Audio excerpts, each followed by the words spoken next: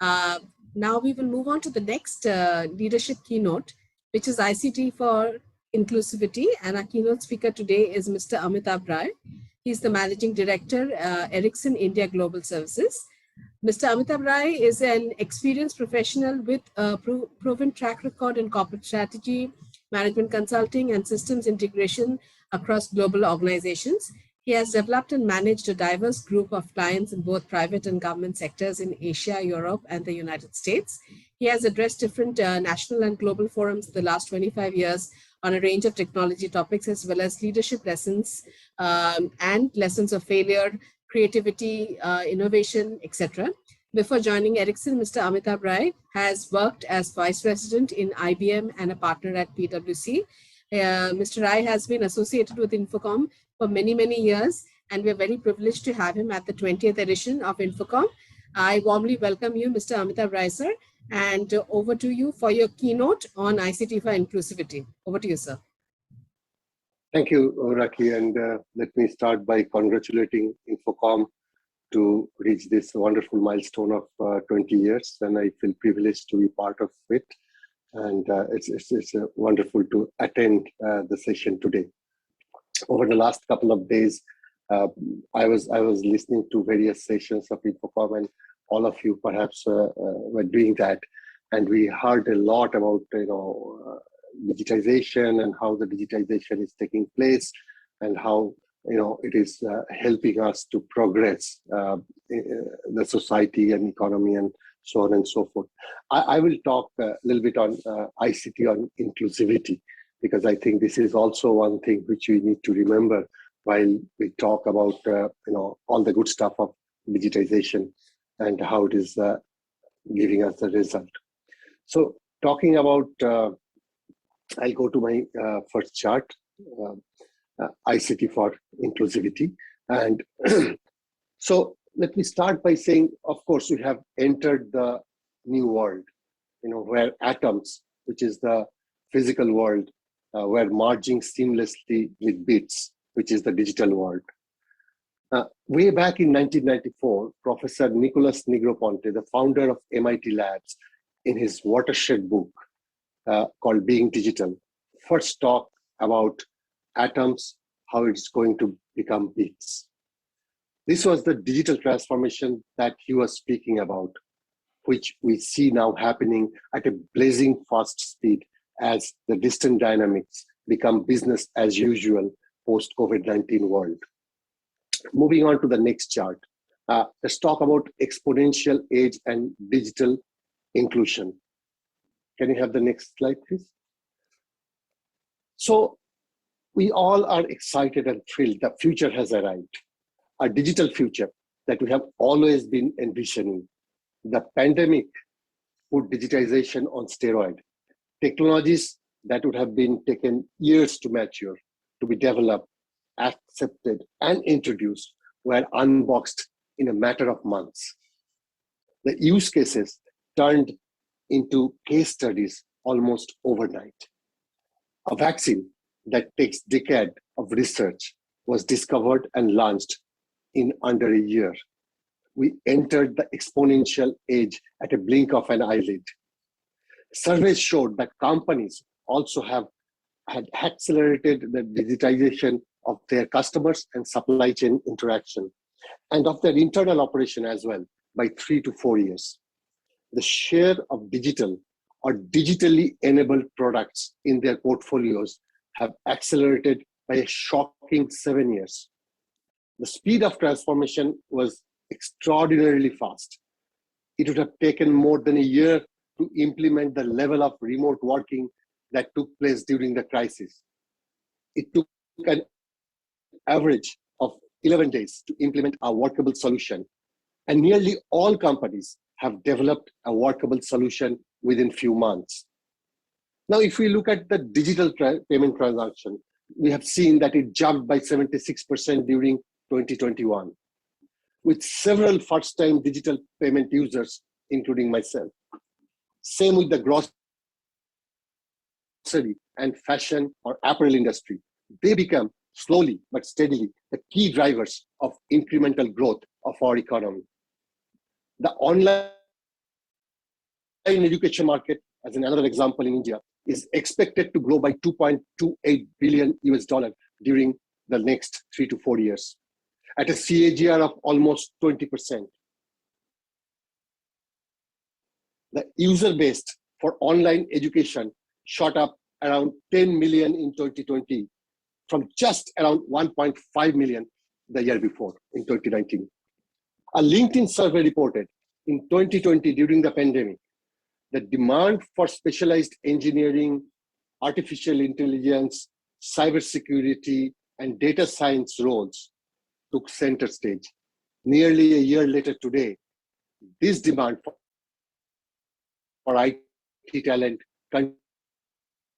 continues to surge, and all of us are experiencing. India's software as a service industry could reach 1 trillion USD in values and create nearly 500,000 new jobs over the next 10 years as businesses around the world accelerating digitization and automation.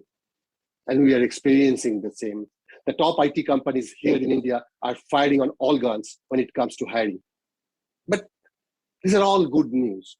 Let's now flip around this beautiful picture a bit. The Center for Monitoring of Indian Economy, CMIE, came out with a set of shocking statistics. It reported, while more than 40 million people lost jobs in urban India in April 2020, numbers in routes at more than 73 million. Let's go to the next chart. Even the impact on education was catastrophic. Comparing average monthly employment in 2019 and 20 and 2020-21 in rural and urban India, that rural had 5.5% fewer people in 2021 over the previous year, while urban India employed about 8.5% fewer people. While we all see and get excited with unicorns and the big IPOs in India, at the same time, almost 60% of the startups and MSME or medium small scale manufacturing units were likely to scale down, shut down, or sell themselves, according to a survey done by the same institute a few months ago. Many startups and MSMEs are running out of funds, and they have money left to run their operation for barely a month or so, the survey reported. They have missed the digital revolution. The impact on education was disastrous. By government's own admission, 150 million children were out of education system. Oxfam puts the 100 million plus. The United District Information System for Education reported a similar dropout number. The figure for dropouts at the secondary level was as high as 17%. And then there are children who have never been enrolled over the past 2 years. The research indicates that these numbers will only increase due to the long-term effect of the pandemic. However, the girls are more at risk, as according to the National Right to Education Forum's policy brief, 10 million girls are at risk of dropping out because of this pandemic. The brutal reality is that the benefit of digitization have not touched the lives of millions of our fellow citizens. Inequalities across the board, from income to wealth to health and education, are increasing. Therefore, digital inclusivity must be a compelling priority, not just for the government, but for enterprise like us across the world. ICT, as we know, is a foundational transformative force to respond to key development challenges, such as access to education, which is the first step towards a digitally inclusive society.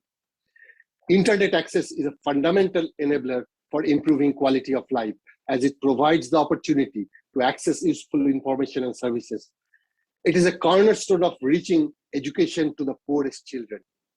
Though internet penetration rates in India have been steadily growing, yet we see more than half of the population did not have the connectivity. We all know that mobile broadband is crucial for the economic development of India, and digital inclusion. World Bank study have found growth in developed market equated 1.5 trillion USD of economic value, which is about 3B. Now, while we all are excited in the rural part of the country that how the digitization has helped us to run the school and education of our kids, think about it. 50% people of this country don't have internet. Only 31% people who has the connection has a mobile smartphone. So if you think that we helped everybody to go through their schools and studies remotely sitting at home, think again. When we talk about inequalities, we should not forget that women are the most worst victim of it. Women in India in low income household lost job more than compared to men and provided more unpaid care work, according to the study by consulting firm Delberg. Let's go to the next chart. Inequalities, as I said, that women are worst victim of it. They are also taking longer to re-enter the workforce after the waves of COVID-19 pandemic, the study found. The gender gap in science, technology, and mathematics, we call it STEM, is striking. In higher education, only 35% of students enrolled in STEM-related field are female. Most worrying is the female enrollment is particularly low in ICT, which is about 3%. The research also shows that the gender gap starts as young, as lower as secondary school, where girls are likely to select technology and science-related subjects. This trend continues throughout the college and the rest of their career. In India, only 1/3 of the IT employees are women. During the pandemic, more women IT employees left their job to look after their children than men. The pandemic has highlighted how important the information and communication technologies are to economics. The digital technologies have enabled more people to use access, teleworking, remote education, telemedicine, and e-commerce, allowing societies to continued access to work, education, healthcare, and goods and services. With more than 5 billion unique subscribers globally and almost half of the world population using mobile internet, mobile communication has been central to all this. Next chart, please. Now, bridging the digital divide. Bridging the digital divide for an inclusive digital economy is a must. The top 10% of Indian population holds 77% of total national wealth.